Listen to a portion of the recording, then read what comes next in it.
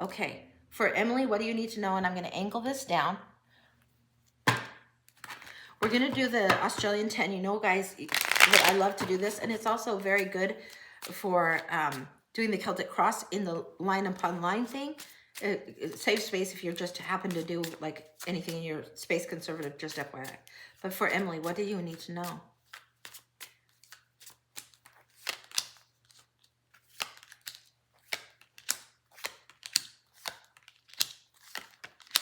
Wow.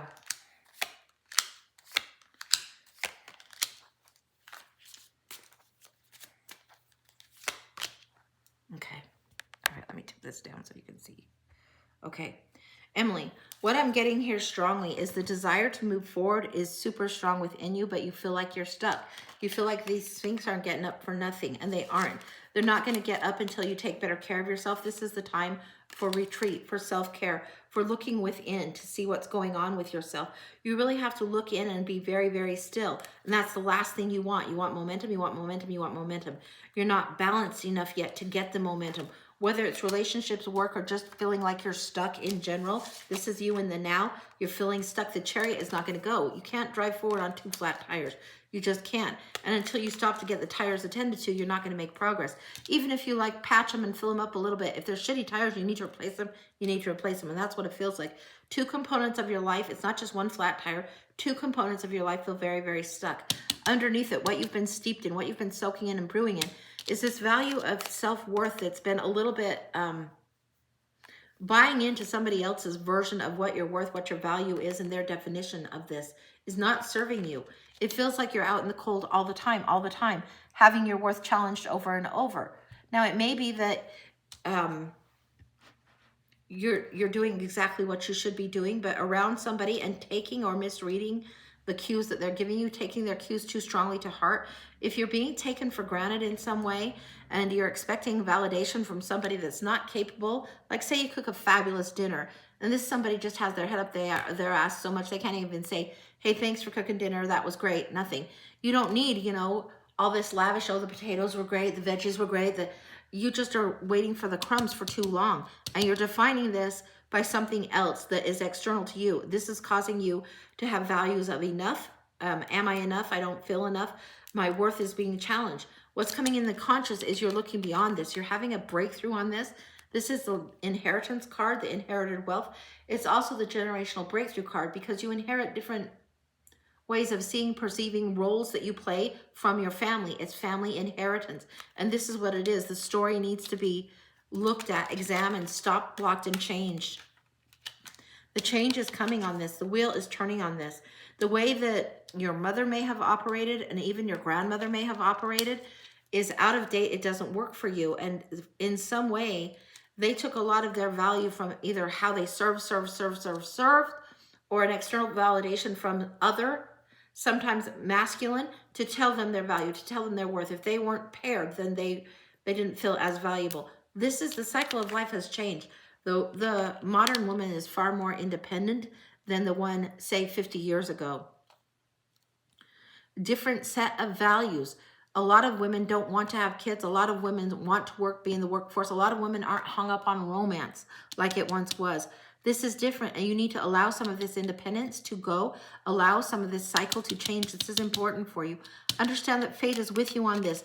If you are going your own way, if you are going a separate way to figure out what it is that you like to do that makes you feel your own sense of worth, this is wise actually to part company, part ways. This is sometimes a card of separation. Now, it can be separation from a group or people. Sometimes it's separation in marriage, but this is you going your own way is a necessary thing. In the past, the wheel has already turned. You've been a little bit reluctant to go forward. You need to go forward. This is going independently on your own. Happiest card in the deck, the Sun. This is a time when you're opening up, you're blossoming. Blossoming sounds so, it sounds like it's straight out of the 70s. You are blossoming though, and I don't know a better word for it. When the flowers open up and follow the sun like the sunflowers do, they are blossoming. They are getting big. They grow high, and then all of a sudden, bammo, flower full of seeds, full of things to give, to share, fulfilling purpose, abundant. This is what's coming in the future for you. The energy around you, the judgment card, to thine own self be true. Listen to your higher self. Follow what it is your higher self wants to say. Not that this is like a lack, so poverty, not enough, but that you must go your own way. You must go towards your higher self in order to follow what it is that you are destined to do. That's what's going to inflate the tires and make this chariot go forward. The Judgment card on this is big. I'm getting the 10 true things leads to the 2 true things. So the 10 true things leads to the two true things. It is as if you need to write down 10 true things about yourself. And until you can write that down and pare that down to the 2 absolute truths about yourself, they will not feel negative. If you start writing 10 and you're trying to write the 10 good things, the 10 great things about yourself, you might find yourself surprised that the narrative going on in your head that will try to keep you down, knock you down, instill doubt.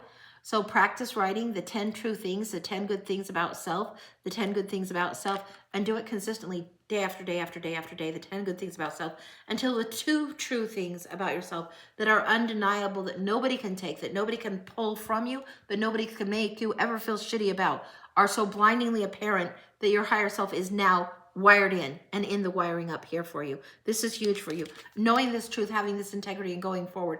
Can you do it? Can you do it? There's been a little bit of a delay, a little bit of a hiccup, but yes, you can. The Knight of Swords carries the sword of truth and the high integrity with him going forward, going forward. The refusal to see the emotional gift, and then the Emperor. You need to take this role serious. Not just Empress, but Emperor. You need to be the one leading this. You need to be the one calling the shots.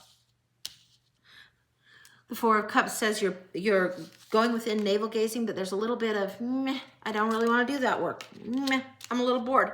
Really? That's what she's giving me? She's telling me to write down 10 good things about myself? That seems stupid. Okay. Put off feeling better about yourself then. Fine. Put off feeling better about knowing these truths, because you will have big truth bombs come through. What I'm telling you is this is how you rebalance and recalibrate. I want to look a little further. Besides just taking the lead in your life, besides the 10 truths that become the 2. What else does she need to know?